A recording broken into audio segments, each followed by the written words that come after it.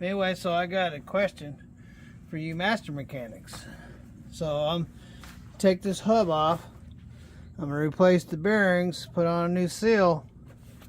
I was thinking, this is what I was thinking, of leaving this pad and those drums.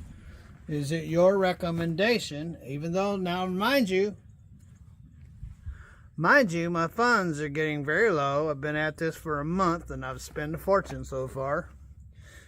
It costs money to stay at home and pay the bills.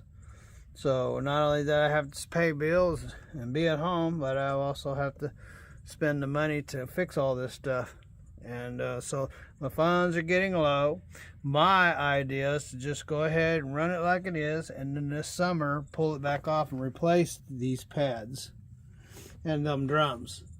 But the question is, do you think that it's a good idea to do that? Or should I just go ahead and replace these pads at a minimum? Well, that's the drum there. Okay, this is the drum. And here is the lip. And the lip, as you can see, is less than 1/8 of an inch of a lip.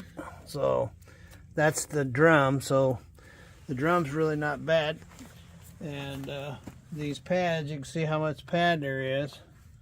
And so that's my question to you, master mechanic. Okay, so the question is, do you replace the pads? That's right. So I'm going to show them the pads. Show them the bottom one too. The bottom one. Yeah. You mean on this side over here? No, there's a top and a bottom. Well, here. Do you have feet? I'm asking you a question. Do you have feet? Yes. What would that be? Right and left. No. Where is it? Is that down? Yes. What would down be? Down. Would that be the bottom? Oh, okay. So I have to bend down into all that grease? Forget it. No, okay. Nobody's telling you to get into the grease. All you have to do is go, see, that's the drum, that's the brake, see? That's the brake we have on the pad on the bottom.